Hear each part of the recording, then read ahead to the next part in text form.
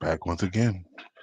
We have a story that New York City should know well, on top of all the troubles that they're having with the migrants rioting and stealing and killing and doing all that thing and graping. Oh boy, now they done violated with the liberal policies. And I kind of hold this kind of close to my heart because I got a brother that he's like a he's like a brother to me, straight goon, and he knows who he is. And he was telling me like, "Yo, Trump should go to jail for all the crimes he done did." I said, "What the hell he do?" Man, I tell you, the brainwash is strong out there in New York. I'm so glad I left there a long time ago. All right, so let's get into it. The potential trucker protest. The very high likelihood that there are going to be protests. That's because we've seen hundreds of protests in New York City. Thank God for truckers. New York City is going to see an increased police and security presence here already.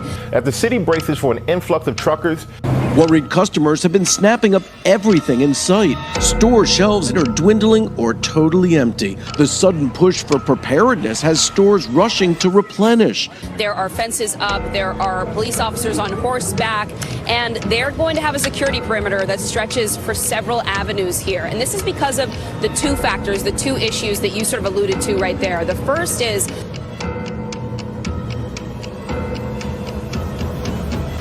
legal hits keep on coming for Donald Trump, and the world is waking up to the full banana republic nature of the judgment handed down against the former president in New York City last week. The corrupt persecution by this regime will not stop with me. Oh, it's not going to stop with me. I mean, they gave me a fine of $355 million for doing nothing wrong. This was a fine like never seen before. And you know the amazing thing, the people in this country, they understood it immediately. It's all a big hoax. If I wasn't running, I wouldn't have been sued. None of these indictments would happen. How much is this just the Democrats utterly weaponizing the justice system to punish Donald Trump? Well, it's unparalleled and unprecedented.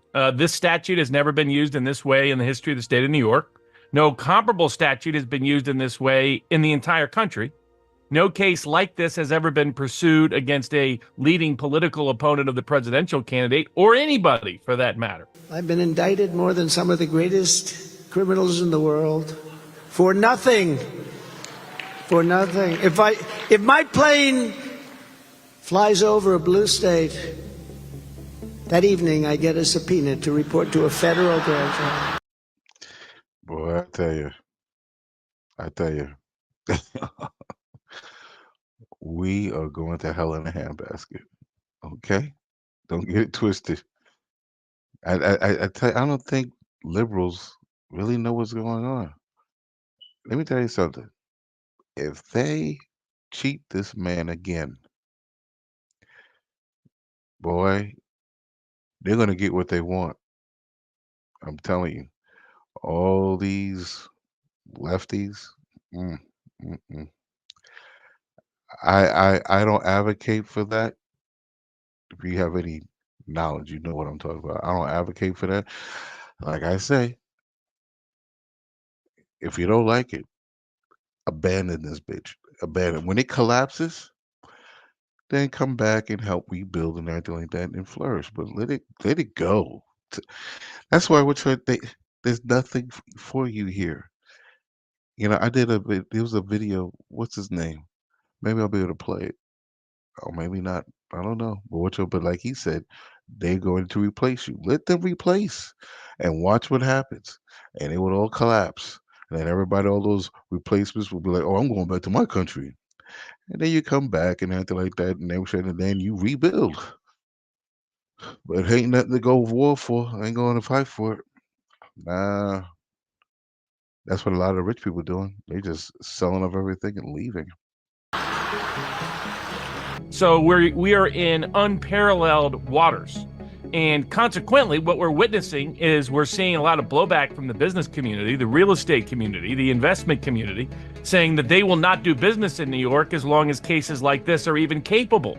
Because here this is extraordinary because there was simply no victim.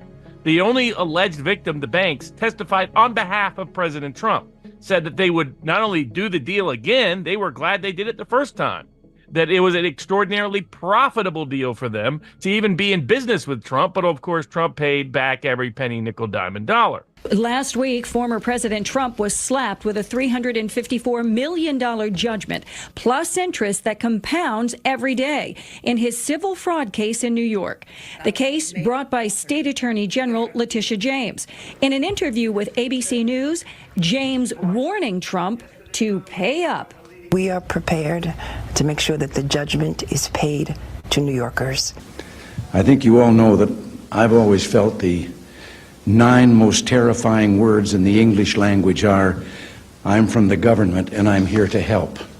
Today we are in another struggle for survival of our nation. I believe it's the most dangerous point in the history of our country. The Attorney General saying if Trump does not have the money to pay off his judgment, she will go after some of his real estate properties, including the skyscraper at 40 Wall Street. I look at 40 Wall Street each and every day, and we will ask the judge to seize his assets. She will not succeed in that effort. Commercial litigation and bankruptcy lawyer Leo Jacobs says A.G. James has to get in a long line of others before she might ever see a dime from Trump's properties. Number one is the other lien holders, equity holders, judgment lien holders, taxes, New York City, New York State. The list goes on and on and on.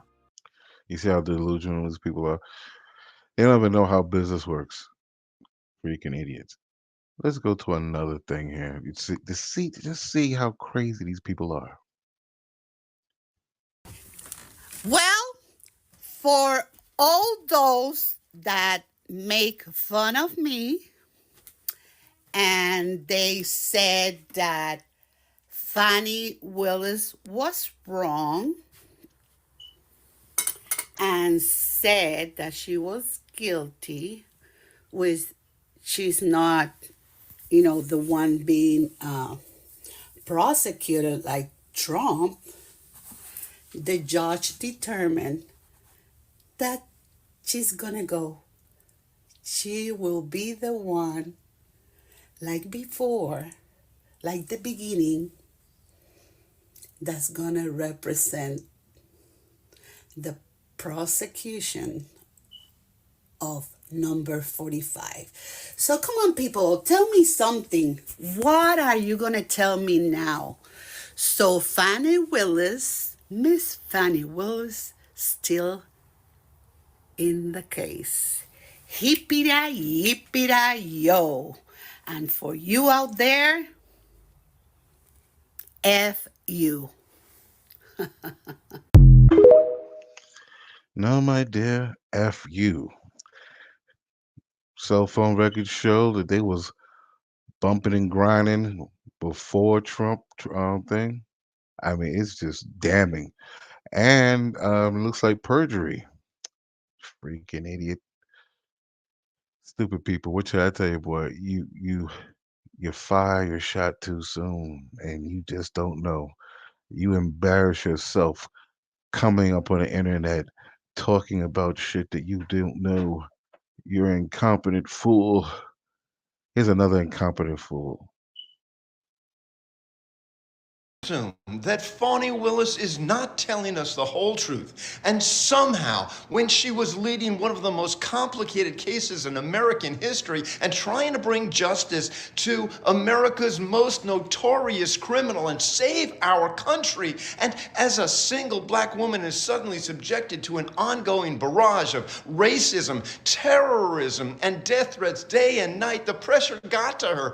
And who knows, maybe in a moment of weakness, she was comforted by someone, the only place she could meet anyone, since she probably puts in, 12, 14, 16-hour days, or even if she brought in someone onto the case she really trusted and he paid for her dates. The notion of removing her for these indiscretions so she can't prosecute Trump's attempt to overthrow almost 250 years of American democracy is absolutely insane.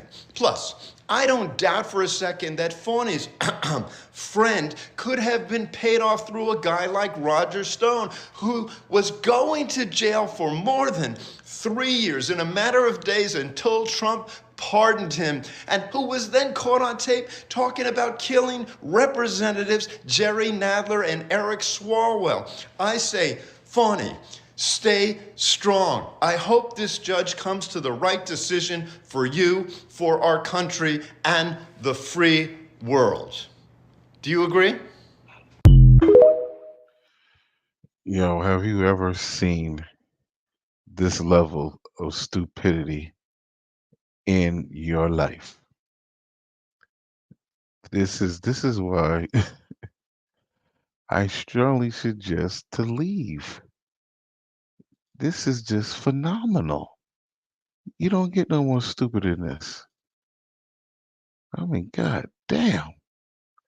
How the hell they don't know what's going on and they jump the gun and mm, I don't want to be in a place like this. But you gotta live your life. Damn it.